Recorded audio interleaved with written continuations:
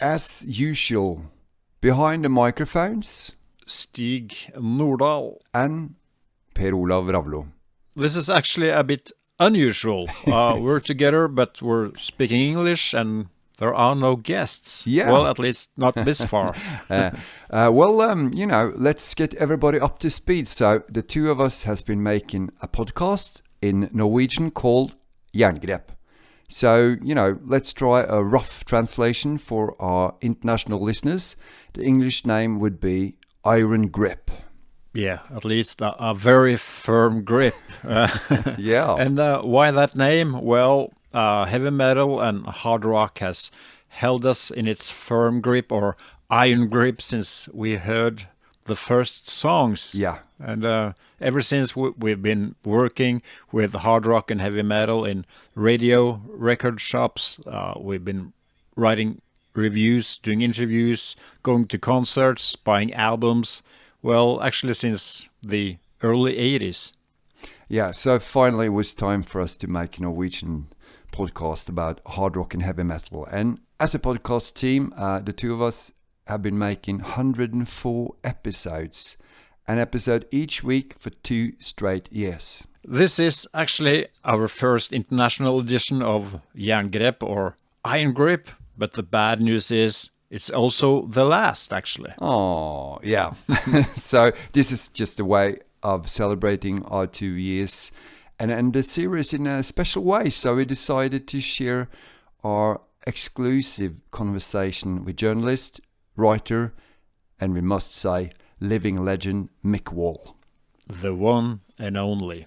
And the background is, as a part of our podcast series, one of the topics we discussed quite a few times was Kerrang's legendary list published in 1989, the 100 greatest heavy metal albums of all time. Yeah, that's a mighty... it's a big title for a list, and after going through the list, 10 albums per episode, we had several questions we needed to get answered. So there were some mind-boggling albums in that list, and let's not get into some of those placements for the classics or the choices that were made. No, so we had a lot of questions after spending hours and hours on this list. So we met up with Mick on Zoom and, put our minds to rest, or did he? I don't know, actually.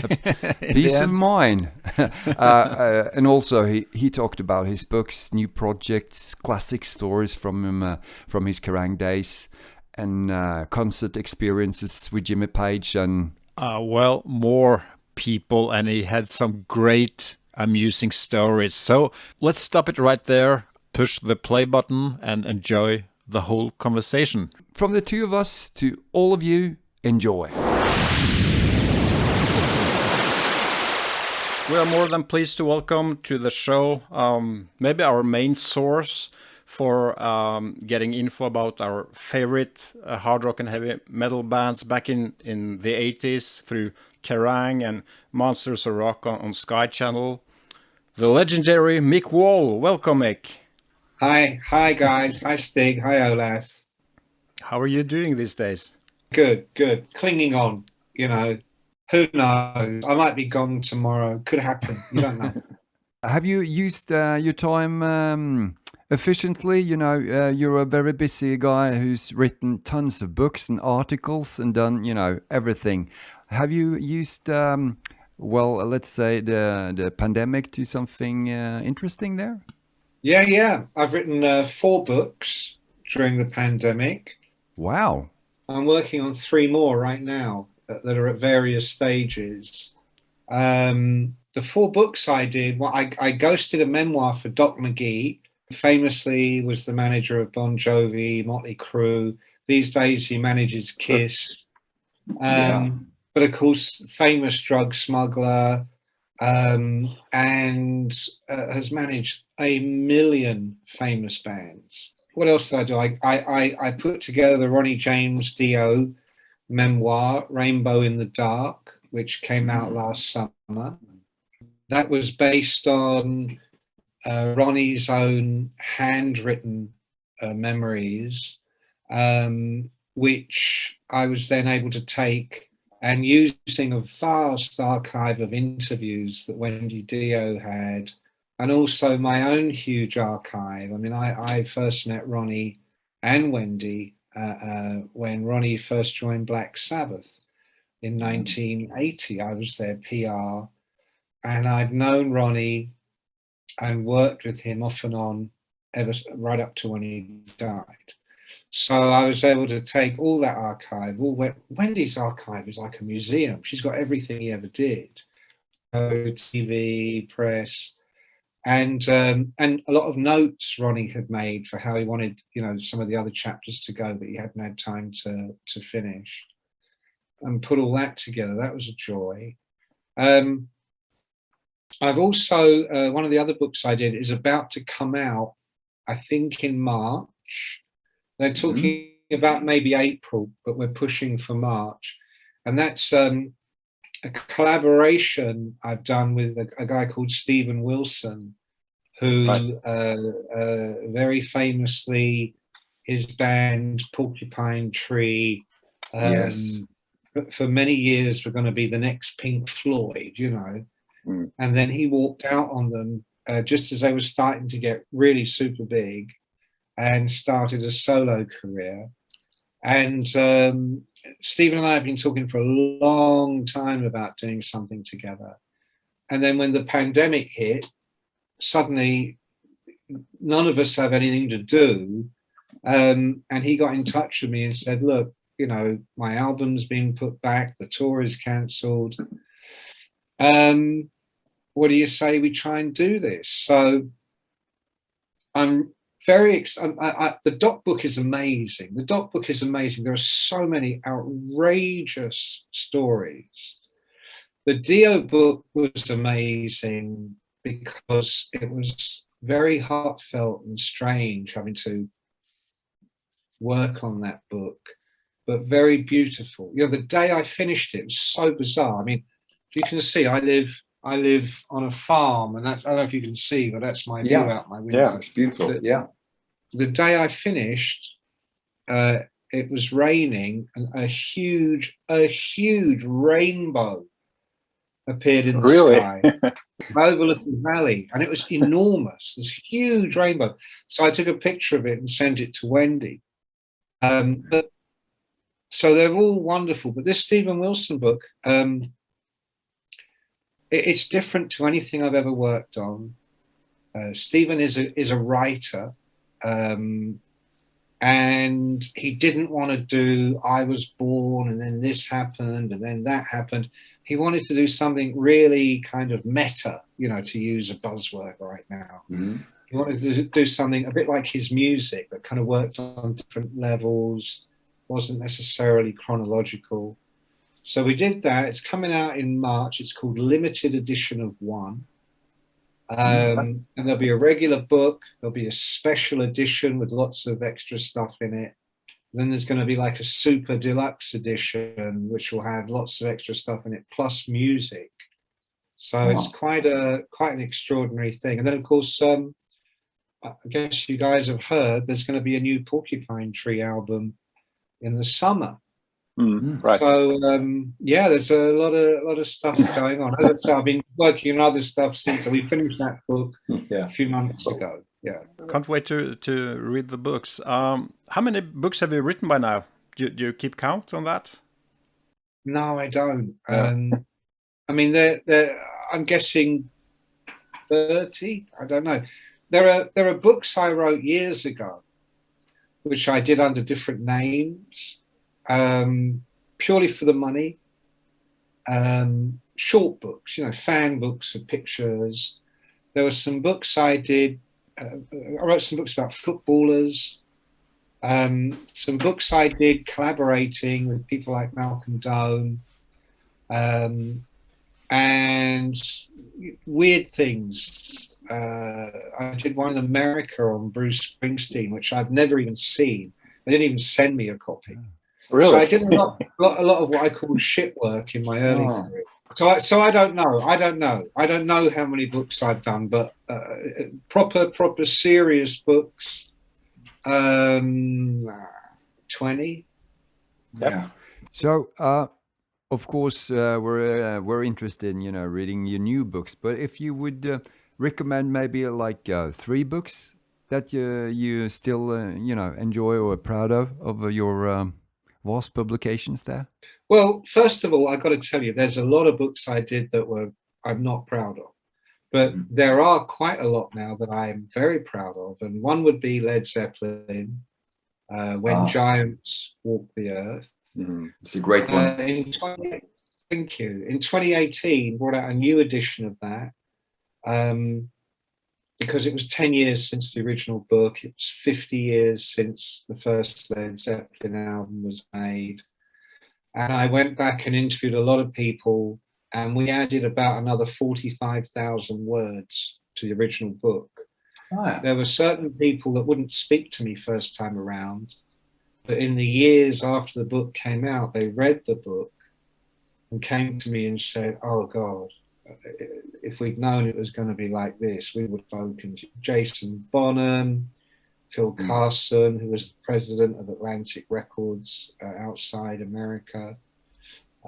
Lots and lots of people. So get the 2018 updated version. It doesn't cost any more money than the other one, but it's better.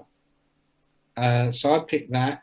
I'd also pick my Jimi Hendrix book, which came out, I think like September 2019. In fact, I got it here. It's called Two Riders Were Approaching. Two Riders Were Approaching, the life and death of Jimi Hendrix. And that's probably, at the time I did it, that was probably my favorite book, because it really kind of, for me as a writer, it went to another level. It's very novelistic. Page 1, chapter 1 begins with the murder of Jimi Hendrix, and it just gets crazier from there. I have all the other Hendrix books. There's a million of them, and there's a lot of interesting stuff in them, but they mainly follow the same bullshit story as told by middle-class white music journalists, which is he came to London and Carnaby Street, and he was in London less than a year. He was a black man in London at a time, not just the UK, but the whole world was exceedingly racist. His own band, Mitch and Noel, they're dead now, but in the years when I interviewed them, I remember Noel telling me they regarded Jimmy as an honorary white man. I'm like, fuck me. So I approached it as,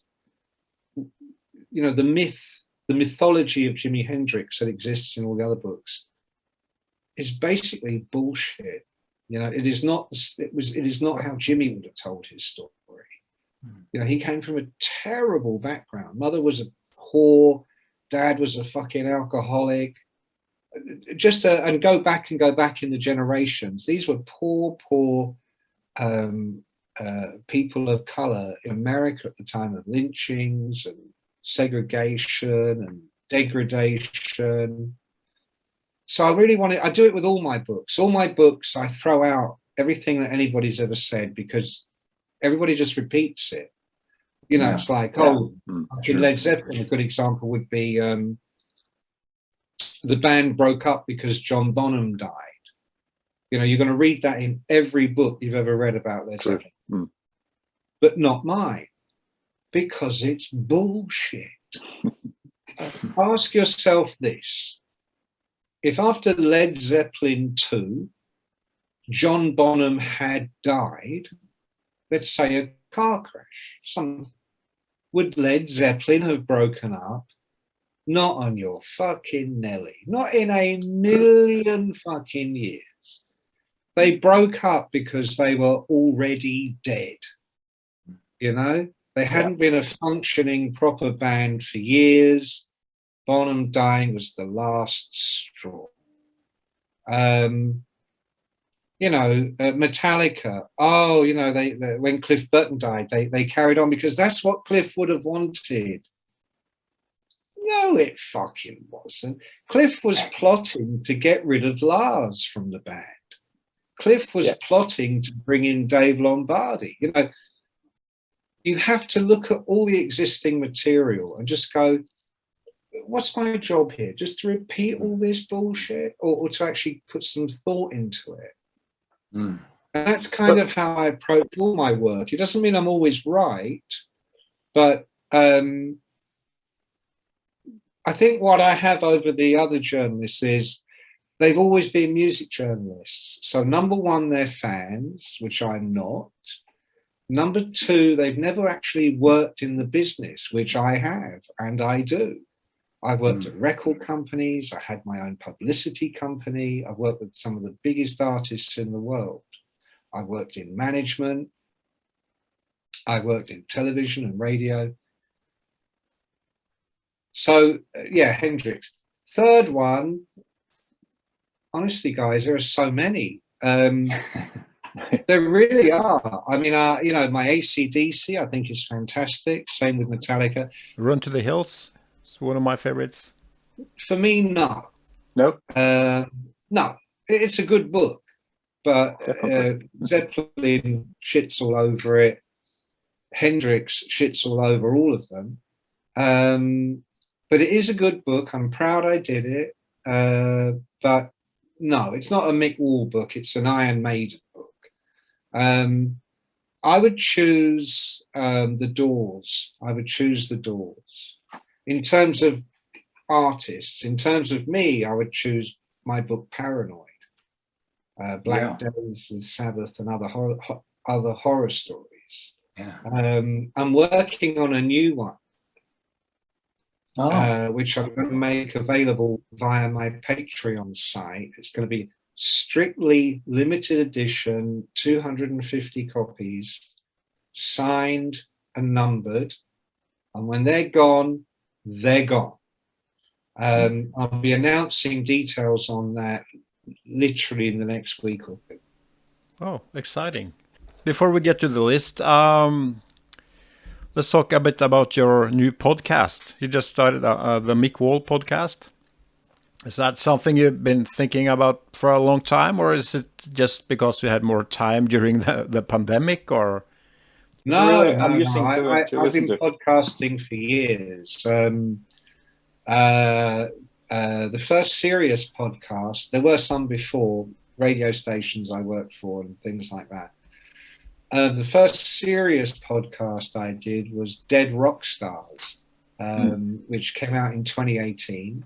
I did that in collaboration with a younger heavy metal author called Joel McIver. And Joel and I, we did 23 episodes. Each episode was on a dead rock, like it says in the title, on a different dead rock star. And we would get into it. It was not like, what was their best album?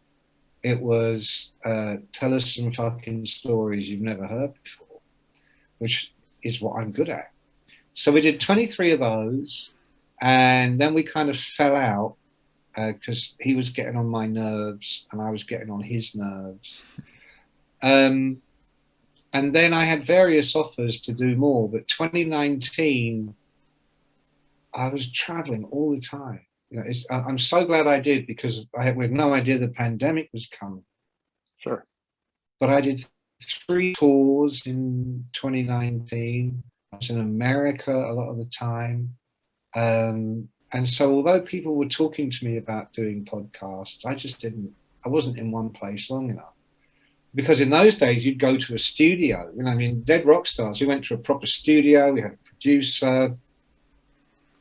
And then, of course, the pandemic hits, and the summer of 2020, a company in Australia approached me and made it clear to me that you didn't have to use a studio. You could do what like you guys are doing now. You could have your own staff and do it in your house. So I started a new podcast in the summer of 2020 called Get Your Rocks Off, which was named after the title of one of my other books, which was Get Your Rocks Off, which was a whole bunch of crazy stories from the 80s. And that was me and a guy called John Houghton. John had been on Kerrang with me back in the 80s, and we'd stayed friends and done a lot of things together. John sometimes does some work on my books in terms of interviews and research. But John and I Get Your Rocks Off. So it was good because it wasn't just about a dead rock star each week. It was whatever we wanted to talk about. Yeah. And that lasted for 36 episodes. And it came to the end run in July, literally the day before I went out on tour with Francis Rossi, the singer of Status Quo. I ghosted his memoir, I Talk Too Much. That came out 3 years ago. We did a 36-date tour of the UK with a show built around the book. And then we did that again this summer with 28 shows. So when I got back, the choice was either carrying on with the company in Australia, who had run out of money and suggested that I start a Patreon site and they would take 50% of the proceeds. And I said, well, if I do this on my own through a Patreon site, what the fuck do I need you for? So no, let's not do that. So I started a Patreon site and started doing the Mick Wall podcast, which is just me and John again, talking about whatever we like, except the Patreon thing has started to go well. I didn't know anything about Patreon. It's just sort of taking off. So cool. I've got other voices coming in now doing pods with me. A couple of those already up there. A new one is coming in this Friday. Me and John are going to do a whole new series of dead rock stars. And I'm going to start doing a lot more live streams. And if we can get back to some kind of normal, some live shows. That's great. Excellent. I'll be here all day talking about this. Yeah, it's very interesting stuff. So thank you for sharing. Yeah, no problem. I'm just looking for something. I hear it. Yeah, go on. So we have been doing a lot of work on the Kerrang top 100 greatest heavy metal albums of all time, and we wanted to have a chat with you about this list. Hit me. What do you need to know? It's a long time ago. Do you remember well from the time you put it together? Do you remember who came up with the idea in the first place? No, it would have just been the editor, Jeff Barton. I would not have come up with this myself. I wasn't an editor. I was a writer. In 1989, I was mainly in Los Angeles, writing about groups like Guns N' Roses and Poison and Motley and Metallica and every other band that was in LA at that time, and America, but mainly LA.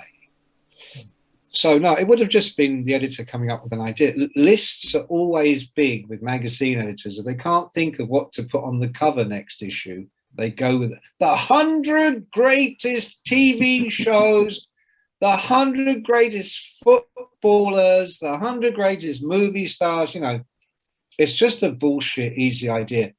And whenever a magazine does that, it always sells really, really well. Defining feature of all these lists is no one ever likes them. Everyone disagrees with them. That's the whole point, to get people engaged. Yeah, you certainly got us talking. Even, we bought the Kerrangs back in, I think you put the list together 1988, and then it was published in 1989. So it's quite, some time ago, and we're still debating it. So we've had tremendous response from our listeners about, a lot of, questions we're going to pepper you with. But one of the things I would like to know is, how did you put it together? How did you organize the work regarding this list? Do you remember that? Every writer was told to come up with their top 10 greatest albums. Oh. and they would mark them with a point system. So whatever your number 1 was, that would have 10 points. Whatever your number 10 was, that would have 1 point. And so on and so forth. And so they would get everybody's list. And in those days, it would have been on pieces of paper, Yeah. And they just sat there and worked it out. Probably the secretary in the office worked it out. Probably got a few things wrong, probably lost a piece of paper or something, I mean, Kerrang was a bit crazy like that. We did another one of these lists in like 91. Yeah, right. And one of the albums I voted for was Exile on Main Street by the Rolling Stones. And at the last minute, the editor just took it out because he hated the Rolling Stones. So the top 100 Kerrang list, like 91, came out in the magazine as 99. It was just fucking stupid, But yeah, this was the first to yeah. The list is called the 100 Greatest Heavy Metal Albums of All Time, and there's even Bryan Adams in the list. I mean, were there any discussions around that? And that obviously turned up, at number 7 in someone's list or something. I mean, it was a good album. I really liked that album, but no, not heavy metal. The thing you have to remember about Kerrang at the time is, and those days, it wasn't like now, where you've got a million websites, a million podcasts, we're all connected. If we say heavy metal, we mean heavy metal. Kerrang was always in search of more readers. Yeah. And so it would blur the lines. So I mean, Marillion, were they a heavy metal band? No. Bon Jovi? No. I mean, Bon Jovi, Doc McGee summed them up really well for me. He said they were pop in rock clothing. They were sheep in lamb's clothing, wolf's clothing. No, there's loads of records in here that aren't heavy metal, but we didn't care about that. We just wanted under sort of that family of rock, Yeah. Did you consider the American market regarding the inclusion of some of the albums? I mean, Stars has got 2 albums in the top 100. That's been, That would be Jeff Barton. He's the only person I've ever met in my life that's even listened to a Stars album. If you play it to me right now, I would not know what you're playing, and I would not care. There was, in those days, what was great about Kerrang was there was no consideration for anybody. When the magazine got bought by a company called EMAP in about 1990, and EMAP also owned Q, Mojo, Smash Hits, and that was the first time ever publishers would come in and want to look at the cover. Who are you putting on the cover? Who will this appeal to? What demographic are you hitting? And we'd all go, I don't fucking know. Who fucking knows? I mean, in my days in the 80s on Kerrang, we had Prince on the cover. I did that story. But we also had Cannibal Corpse. We also had Crimson Glory. We had what were they called? RPLA was one as well. Yeah, I did that one as well. Yeah. Yeah. Oh my God. Yeah. Rogue Male. We did then. I remember Circus of Power. I did that one. Fucking hell! All the weird I'm ones. a big fan. Told you so. I interviewed Circus of Power on the roof of a building in New York. I'd never even heard their music. It says this meeting has been upgraded. Okay. Until like the day before. But I just did this interview with them because they were suddenly, something was going on. I did the same with Love Hate. Mm-hmm. Oh God, Femme Fatale, loads of these bands. I remember because I was living in LA by then. I remember towards the end of my time in LA, because I would write for American magazines as well. And I was in this office, this American magazine, And one of their American magazines have way more money than anybody else. You know, they could send people Of in. course. And this kid was saying, there's this scene happening in Seattle. And everybody went, boo, boring. You know, we know about Seattle, Queensryche, you know, loves Queensryche. No, it's kids and they haven't got anywhere to play, and they play in basements, and it's and we were going, oh, boring, you know. So we sent this kid off to do this piece, and he came back writing about groups with names like Soundgarden and Nirvana and what have you. No one gave a shit. However, I had in 1990, just before that conversation, been sent a tape of a group called Mother Love Bug. And how they were presented to me was, you know, you're the Guns N' Roses guy, you're going to love this. And they were right, I did love it. But they were the ultimate kind of Seattle band, and their singer Andrew Wood died of a heroin overdose when he was like 24, very Seattle heroin. And the rest of the guys formed a new group called Pearl Jam.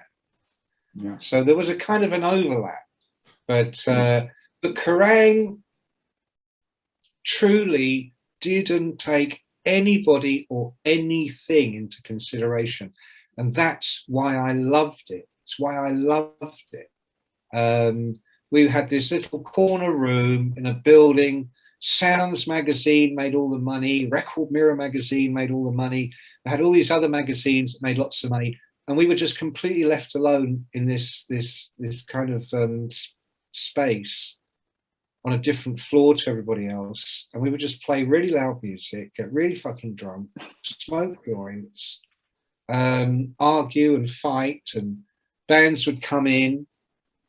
I mean, Guns N' Roses, Metallica, Faith No More, they all just came straight in the first time they got to London, and we would take them out. John Bon Jovi, his first time in London was in '84 when Bon Jovi were opening for Kiss at Wembley Arena.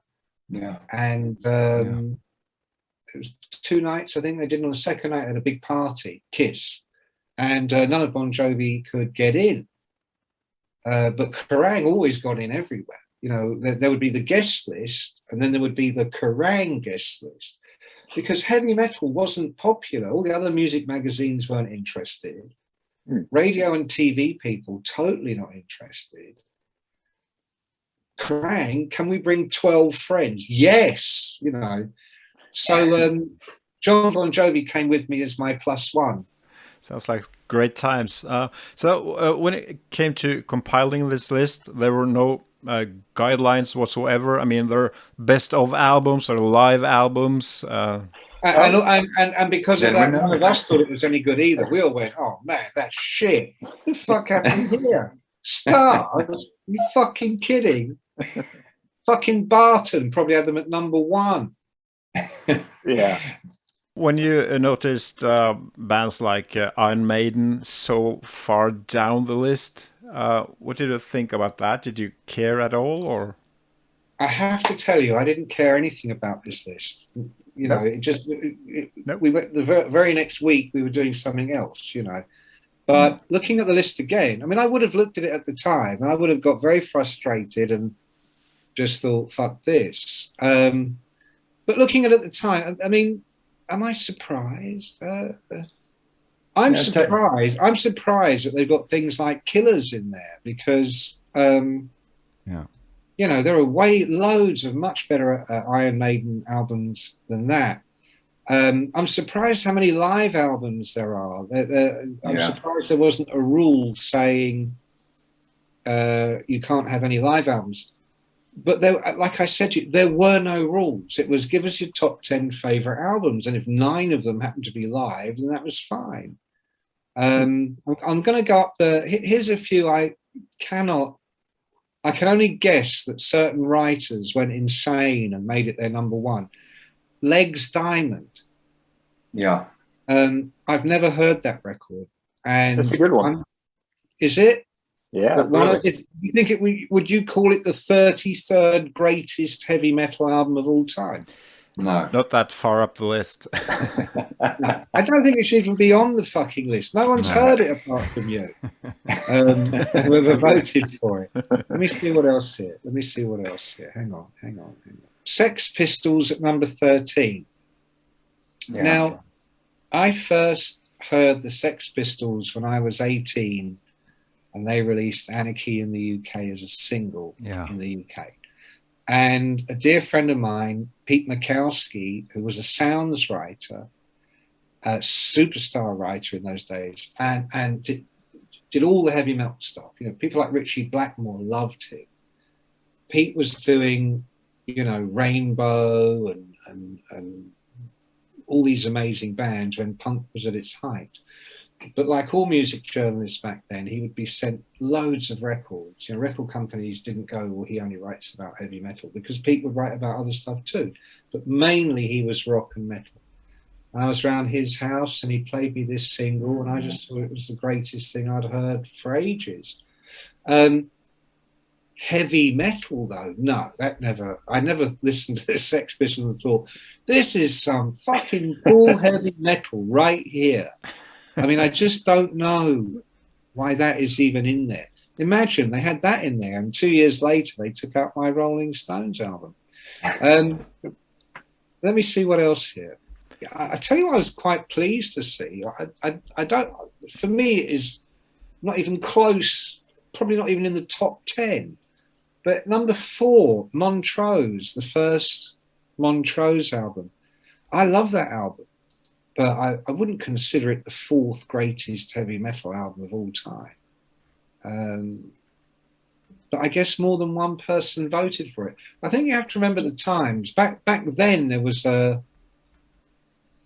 was probably only 10 years since Montrose had broken up. And there was a great fondness for Sammy Hagar. And I think that album was just one of those things that everybody agreed, oh, yeah. When you look on the list, Mick, do you have any albums that you're missing now? If you had the chance to add a couple of albums there, which one would you choose? Give me a clue. What do you think? Well, if you go back and, you mentioned Iron Maiden had released some better albums than Killers, or you might, some of the subjects of your books that you would like to include or something. I mean, you put Iggy and the Stooges there. And for many of us, it was like, it was quite hard to get some of those albums back in the 80s, at least in Norway. So we would use this list as, a bucket list. Okay, got to check that out. So maybe if you go back there and, think that, I should have included this one or put this one in there. The reason the Stooges' Funhouse is in the chart at number 55 is because that was my number 1 greatest album of all time in those days. I used to say, when I die, I want that record buried in the coffin with me. We've quoted you on the show. and I just, to this day, I know it's not classic metal in the way that, say, Iron Maiden are, but that sound, I can't think of another word. To me, it's a very metallic, harsh sound, and it also doesn't play to the crowd. It's just to me an outrageously brilliant, love it or hate it expression. And it's done so raw and so, I mean, that is a heavy fucking album. It took me years to even listen to it all the way through because it was so harsh. But by 88, 89, I'd obviously gone insane and decided that was the one for me. I would still have it in my own personal top 10. I'm just looking at this. I got to say, number 51, Mott the Hoople, live. What idiot voted for that? I mean, they're not heavy metal. And that live album was the shittest thing they ever did. It was such a disappointment. And they did do some great albums. I mean, if you like really hard rock, you should check out Brain Capers. But the live album was a dreadful piece of shit. It was dreadful. So who the fuck voted for that? I don't know. Yeah, one of our questions was that, did you quarrel about some of the albums? But you obviously said, you just put in your top 10 and that was it. Yeah, no, we quarreled all the time. We quarreled all the time about everything. And, it could get nasty. But it was part of the fun, that you had people like Derek Oliver who loved very melodic rock. Yes. He's probably the real one that voted for Stars, Yeah. We used to call him Derek Groveler because he was so, he was such a fan. He'd meet famous people and start quivering, Was it Del Boy? No, a Del Boy, yeah. Yeah, one of his nicknames.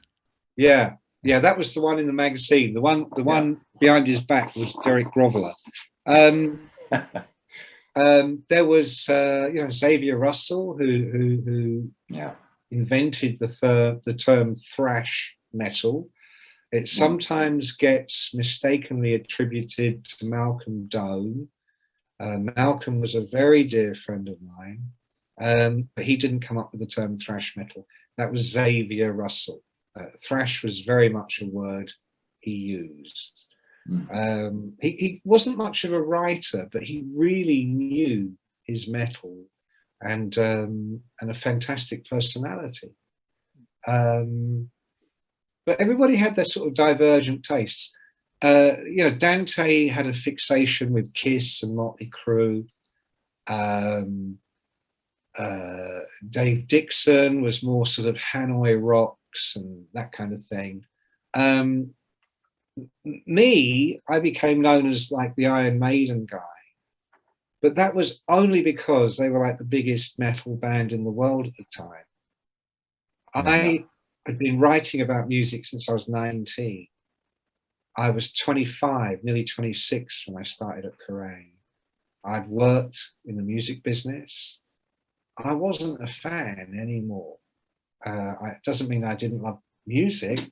I still love music, but I'd got all that out of my system about meeting famous rock stars. And I only went to Kerrang by accident to fill in some time. I was going to go back to university and do an English degree. And as the months went by, I was starting to have so much fun. I thought, well, I better put that back another year. Wise move. That was 84, so still putting that year back. But I have my own musical taste, but that wasn't the bands I chased. The ones I chased, I wanted to write about the biggest bands in the world. That was the only interesting story to me. And when I came in, it was Iron Maiden. But I mean, I also ended up working with and writing about Led Zeppelin, Metallica, Guns N' Roses, Faith No More, Red Hot Chili Peppers, Ozzy, Lemmy, Dio. I mean, you name it. I wanted that story, but I wasn't interested in. I didn't have any favorite bands I wanted to meet or anything like that. I was the same age as Iron Maiden, and I was a bit older than Metallica and Def Leppard and Bon Jovi, Guns N' Roses. I mean, Slash was 23 when I met him, and I was nearly 30. He'd been in the music business for 2 years, and I'd been in it for 11. So it was a completely different relationship. Yeah. But what I loved about Kerrang was the culture, and it really was. In the 80s, where things were so formulaic. Kerrang existed entirely outside that universe, and it felt very freeing. I never imagined I'd make a career of it. I thought first I'd be there 6 months, and I thought, I'll give it another year. Next thing I'm doing a TV show and writing books, and So yeah, it wasn't. We would argue all the time about music, but things like that list, honestly, guys, it came and went. The very next week, we had another story on the cover which we were arguing about. We were pleased to see that you reviewed a couple of new albums back then, like Operation Mindcrime from Queensryche, and also And Justice for All, that just recently came out. Do you still follow the music scene today with new bands and new albums? Queensryche, by the time they brought out Operation Mindcrime, they weren't a new band to me at all. We'd written about them from the word go in Kerrang, and their second album, Rage for Order, every year they'd do the critics top 10 of the year. Yeah. And Rage for Order was my number one album of the year in, I'm going to say, 85. Excellent album. They weren't a new band to me. Queensryche had just been signed by Peter Mensch and Cliff Bernstein, who also managed Def Leppard, Metallica, Dan Reed Network, and loads of other people. And so I'd already done loads of work with them. And when they signed Queensryche, I went, okay, this is going to be the next superstar group. But them I genuinely did like musically. What was the other one you mentioned? Justice for All. Yeah, it was a brand new album back then when you made this list. So I was just happy to see it made it to the list. Yeah, that wouldn't have been my choice. I love the track One. There's some tracks I like on there. The Cliff track is nice, but it's a horrible sounding record. Indeed. And after Master of Puppets, such a disappointment. So I would never have chosen that. But, they've also got Ride the Lightning on that list, and they've got Kill 'Em All on that list. And I wouldn't necessarily have chosen those either. Not because they aren't great albums, and maybe they do belong in the top 100 of all time. Maybe they do. Yeah. But I with Metallica, I only ever think of Master of Puppets. That is a genuine classic. And I guess the Black Album, less interesting, but certainly a very, very immaculate album, a very good album. If we have started to make this list now, what kind of criteria would you have put out there for the writers or journalists to go by? Historic value, quality of the music, impact. What do you think? Would you have put out some criteria? I would call it rock. Yeah. Because metal is too rigid. It's too thin. If you call it metal, does that mean you can't include King's X? Does it mean you can't include Caius? Does it mean you can't include Hawkwind? Well, obviously you can, looking at this list. Well, this list you could probably include Madonna. No, I would call it rock, because to me, metal is part of a broad church called rock. The rest, though, I think it's good that it's open to argument and debate. The minute you kind of close the door and say, well, you're not in the room, some of the most interesting music comes from the people that, it's always from the people on the very, very edge. When Metallica first came out, no one went, oh, Kill 'Em All is going to be one of the greatest albums of all time. They went, what is this shit? What the fuck is this? It's badly produced. Guy can't play drums. Yeah. What the fuck is it? It's okay. What is it, a demo? It's like a demo. Is that it? No one went, this is the future of metal. So the best stuff always comes from the edges, and then it starts to come closer to the center as it starts to make sense. That's why often the first albums are the best, even if they don't always have the big hit, So I would call it rock, and then I think it's up to each individual person to decide what that is. And I think what I would do that just didn't happen on Kerrang in those days is I'd have done a little post-mortem on the list and looked at it and gone, okay, this looks shit. let's fix this. So get rid of the stuff that makes everybody wince and cringe and put something better in. You know, I mean, I hate to break it to you fellas, but these days, not then, on Kerrang, it was one thing about Kerrang, lots of mistakes, but it was always honest. It wasn't cynical or manipulated. It was made by young guys laughing and joking and loving every bit of what we were doing, even when we were fighting and arguing, and we did, you know. These days, there's no honesty whatsoever left in the mainstream media.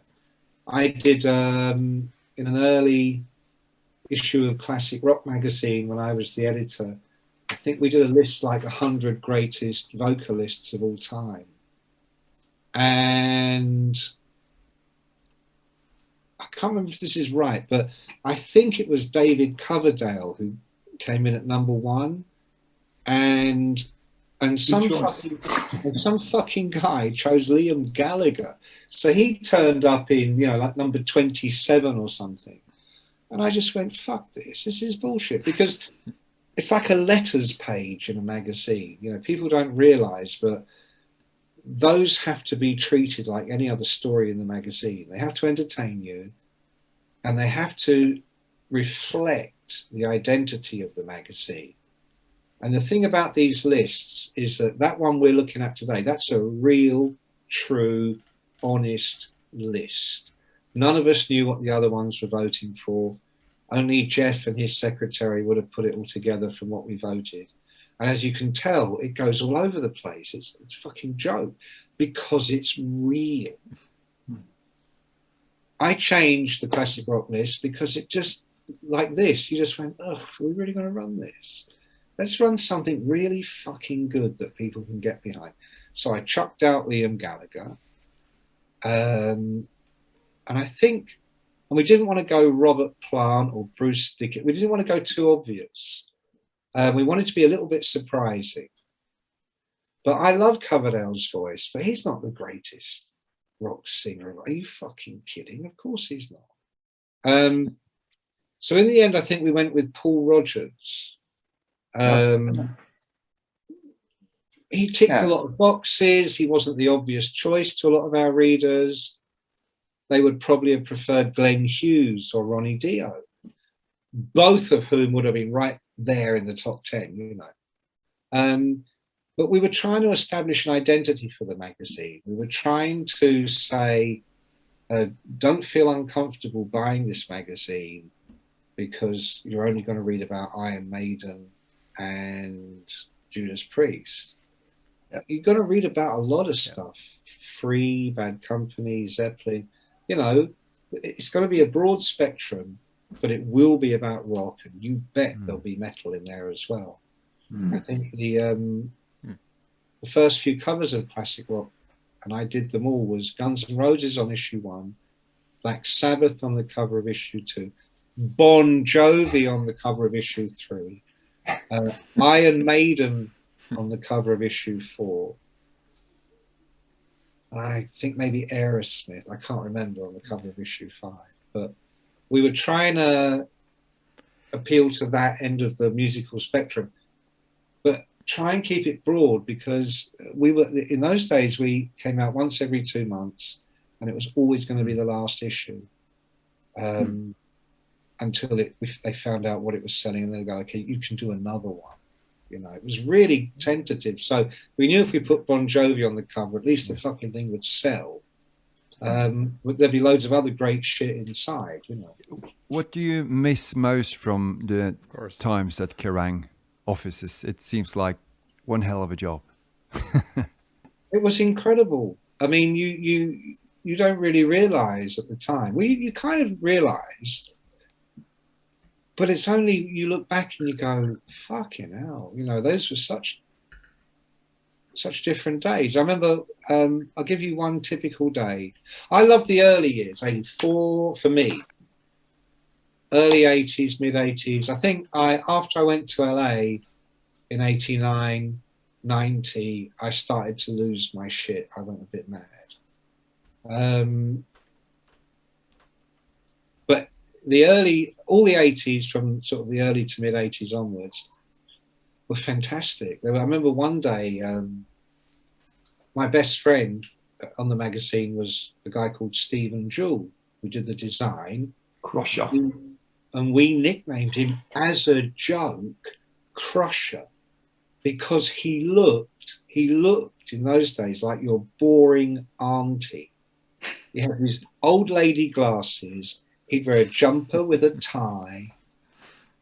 And he was all, and of course, in reality, he was a wild fucker, but you would not know it.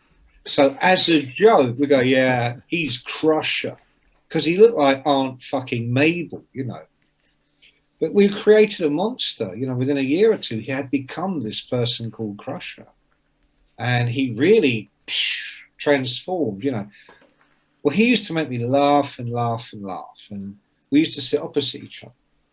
And at the top of the desk here, facing us, was Malcolm Doe. And he was clearly insane, in need of treatment, very much so. And the three of us we were in charge of the record player. There was only one other desk, and that was Dante Benuto sitting opposite Jeff Barton. And they both fucking hated each other. Really? Dante hated Jeff because Jeff had got the job as editor. Jeff hated Dante because Dante was such a fucking arsehole to deal with for Jeff.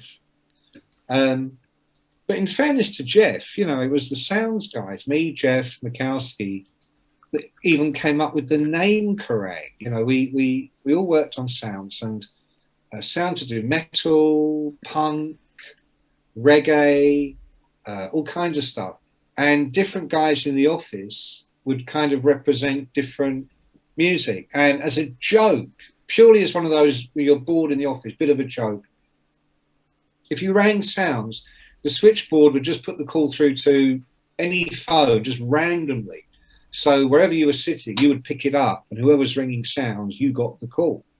This is the late 70s, early 80s, And as a joke, if me or Pete picked up the phone, we'd go, da-dang, or ba-doom, or Kerrang. And that was kind of go, oh, you'd come through to the loud guitar guys, There was a guy called Eric Fuller who used to write exclusively about reggae. And weirdly, he was this very posh white guy. And so he spoke like that, But if your call came through to him, because he was the reggae guy, Right. he would answer the phone like this. Bom bom padiddly. So you knew you got through to Eric. Gary Bushell worked there, and he was writing about sort of post-punk bands like Sham 69 and what he called oi oi bands. Right. And if Gary picked up the phone, he'd go, oi oi, oi oi, and you'd know you were through to him. So when Alan Lewis, he was the guy who came up with the idea of doing a one-off pull-out colour supplement on metal. Because the new wave of British heavy metal was something Sounds invented. And what should the headline be? And as a he, we went, Kerrang! Oh, you can't call it that. It was just an in-joke. It could have been Benang. Just any of those. Kaplat! Bazoom! It could have been anything. So when we said Kerrang, they went, oh, you can't do it. Oh, go on then. Ha, ha, ha, ha, Great story. So I missed that. But one day the thing about Crusher I wanted to tell you was I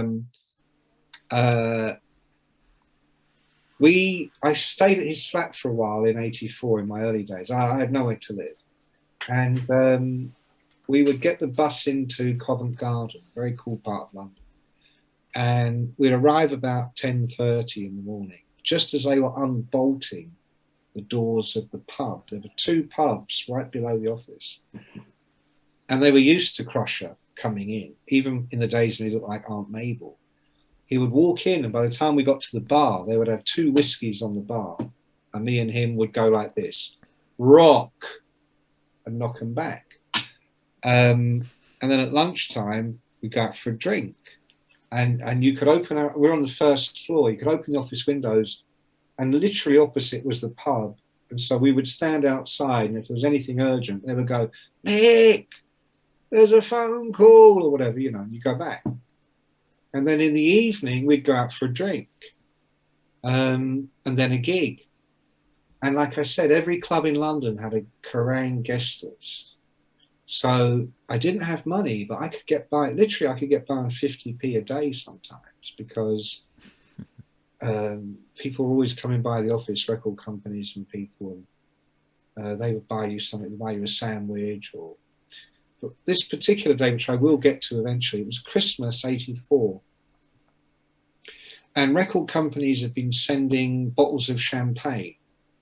Used to happen all the time back then, never happens now. We had about 12 bottles of champagne in the office. And me and Crusher, I think it was like, you know, just a couple of days before everything closed down for Christmas. And me and Crusher dropped some acid. And, you know, started with a whiskey in the morning, then had some acid, went to the pub at lunchtime, and then got back to the office, and we drank all 12 bottles of champagne. Wow. Between us. I think maybe the first one or two we would have tried sharing it around, but we were tripping really heavily and really drunk. And so we were putting records on, and then we were standing on our desks playing air guitar. Oh no, we had, I think we had some cardboard guitars for some competition or something. So we both got one of those. And Crusher is yelling at the top of his voice. All the windows are open, and he's yelling, London! London, we're here! Dan, dan, dan, you know, whatever record was playing. And this kind of went on for hours until we realized, and we were kicking everything off the desks. We took all the Christmas cards people had sent and threw them out the window. I remember trying to throw a typewriter through the window and Crusher stopping me. Not cool, man. Oh, fuck, right then. And then we sort of woke up. It must have been about 10 o'clock at night, and there's no one there. We're just there, you know. So we went out for a drink. Why not? So, you know, I miss that freestyling. I don't think you could do that. Maybe you can. So maybe in tech, but I don't know. But I just I didn't see that coming. And I just really enjoyed the shit out of it, you know. And then all the traveling. Sure. Must have been good times. Many of us saw you for the first time, Mick, in Sky Channel, the Monsters of Rock show, which you, 1 week it was Amanda Reddington, which was a pop singer. And the next week there was this guy in a leather jacket who's got this show for you today. Mick Wall. Also, you had a classic entrance with, you know, Rick Astley, paper figure of Rick Astley, which you annihilated with, I think you had an axe or some sort of, you know, motor axe. Really? Yep. You sliced him in two and the show could start. Yep. Wow, So, I don't remember that. I don't remember any of that. No. Probably we might find it on YouTube. I think you might be thinking of someone else, maybe. Do you think, maybe? I think so. No, I mean, it sounds like something I would do. Yeah. I just don't remember. Definitely. It was the start of the show, but you know, how did you get that job? Did you have any previous experience presenting TV shows before we saw you in that show? No. I'd done, I think I'd done like 2 completely out of the blue spots on TV a couple of years, over the couple of years before that. No, it just was Sky had this show, Monsters of Rock. They hired Amanda to present it because she was a hot chick. She was. Yeah, and that was it. Amanda didn't know anything about rock and metal and didn't pretend to. So they needed someone to kind of bring some credibility. and they rang Jeff Barton and said, "Would you come on as a guest?" And he said no. And he said to me, "Why don't you go and do it? You know, you're a fucking clown. You'll be fine." So I went and, you know, acted the goat. And the next week, the producer rang me and said, "It was really good. We got a really good reaction. Would you like to come in every week and do something?" And I went, "Yeah, what? What do I do?" You know, and he said, "I don't know, review some albums." I went, "Yeah, okay." So for like the next 6 or 9 months, something like that, I would go in every week. I'd just be 2 links, and I would bring 4 new albums, I think. Yeah. I'd just hold out the new Queensryche album, you know, and throw that away, and then try and link it into a video they had.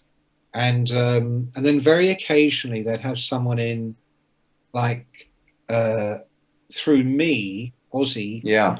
to be interviewed on the show. And so they got me to interview him, but with Amanda. So that was a disaster. And that happened a couple of other times. A couple of other times in big groups. I think Bon Jovi, me and Amanda. Yeah. And then and then she went away, and I took over for a couple of while she was on vacation, and we had Lars on. It was the first TV show Lars had ever done. And then she left in the summer of '86. She got a better job on another video channel, doing the kind of stuff she was more comfortable with. And they said to me, "Well, would you like to take over?" And I honestly thought, no.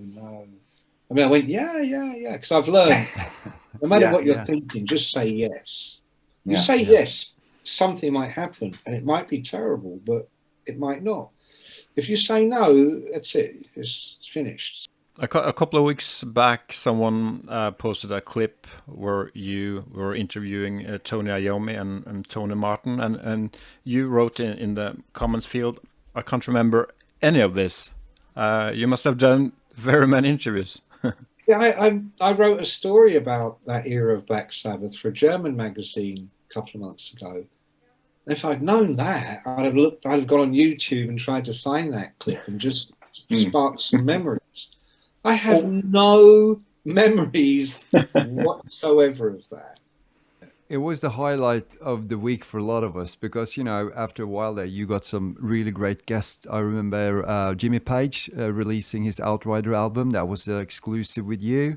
And you also had something very special, Neil Murray from Whitesnake and Phil Lynott at the same episode. And Jimmy Page was weird. I was sitting in the Kerrang office one day, and you got to remember, particularly in those days, I just was a huge Led Zeppelin fan. They were one of the very, very few groups that I'd have gone, "Oh wow," you know. And the phone rang, and I picked it up, and a woman said to me, it was a woman I knew at a record. No, it wasn't anybody. It was a woman, and she goes to me, "Oh, does the name Jimmy Page mean anything to you?" And I hung up because I thought it was a joke.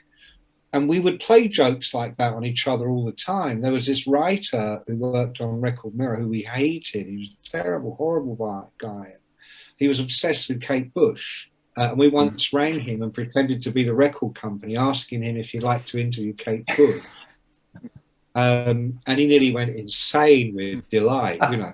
And we said, "We're going to send a car for you. If you go down on the street right now." And he's down on the street. We're all looking out the window, pissing ourselves. And we'd ordered a taxi to pick him up and take him to EMI Records, which was her label. And off he goes, the happiest man in the fucking world. And he would have got there, and the taxi driver would have gone, "Well, that will cost so much." And he'll have gone, "Oh, no, okay," thinking, "Well, I'll pay for it because I'll claim it back later." He'll have gone into the reception. "Hi, I'm Mike Nichols. I'm here to interview Kate Bush." And they've gone, "No fucking idea what you're talking about, pal. Piss off." So we used to do things like that. So does the name Jimmy Page mean anything? Oh, God. I thought it was Crusher, a girlfriend of his or something. They rang back. Anyway, it was a woman at Geffen Records at Page had signed to his solo deal, Outrider. And she said he would like to meet you. At this point, I thought, oh, have I written something bad? And he wants to torture me and kill me, you know. I said, what do you mean? She said, well, apparently you do you do a TV show or something. I went, oh yeah. Well, apparently it's his favourite show. And I'm still like, get the fuck. But anyway, this goes on, and they sent a car, an actual car. I'm still half expecting to be driven to some occult abyss in a basement somewhere and tortured. But the car took me out to his place in Windsor, I think it was in those days, somewhere like that, and into a huge room. And next thing in he comes, and we're chatting. Jimmy, this is Mick. Mick, this is Jimmy. And I said to him, Jimmy, I need to ask you a question. I said, what am I doing here? What's going on? He said, oh, I wanted to play you my new album. And as I was in those days, I said, well, you better get some beer in.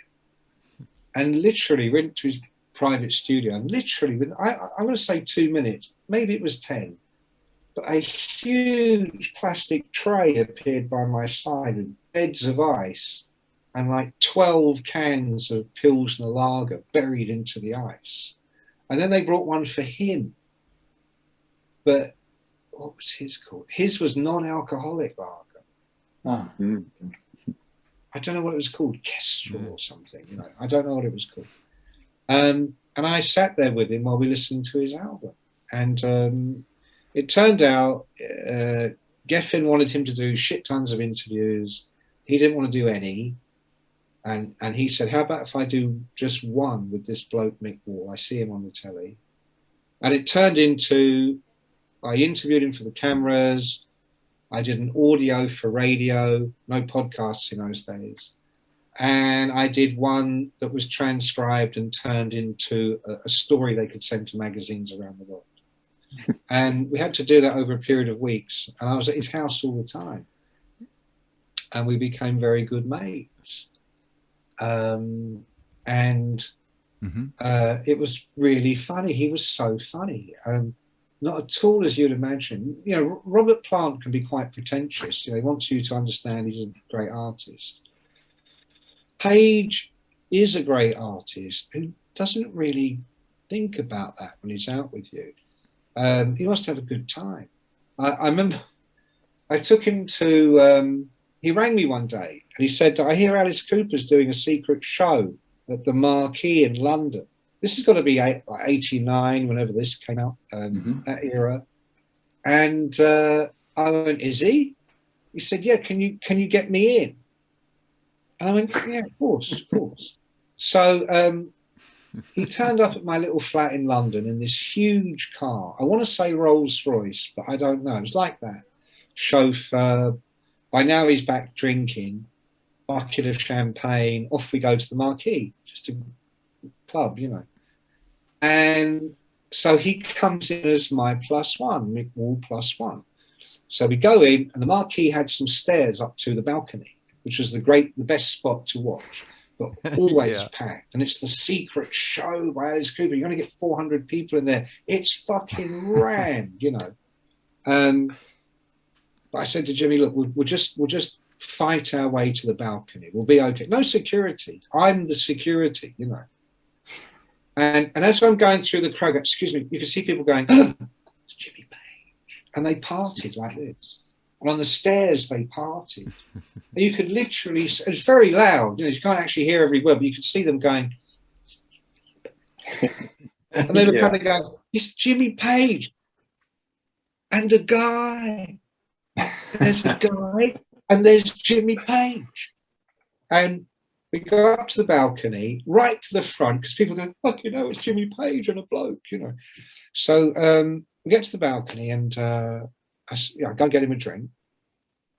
Alice Cooper comes on. Now, I don't know about you fellas, but by 1989, I'd been a professional in the music business for 12 years. I'm now 31 years old. I have seen 10 million shows everywhere. I do not lose my shit over looking at Alice Cooper in a club. Okay, I've seen him $1 billion times. Plus, it's not cool. So Alice comes on.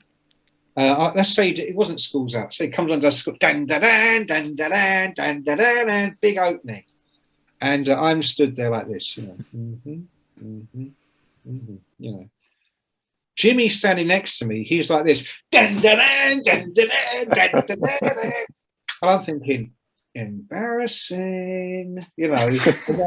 I go, you all right, Jimmy? Yeah, he's great. I love him. Like, fuck, man. Cool. Next thing, because in those days I've still got lots of hair. Next thing, it's like a drop of rain or something hits my hair. What's that? You know? And then a few more, and I realise someone's flicking beer at me. So I turn round like, you know, right, yeah, let's see about this. I turn round and it's packed.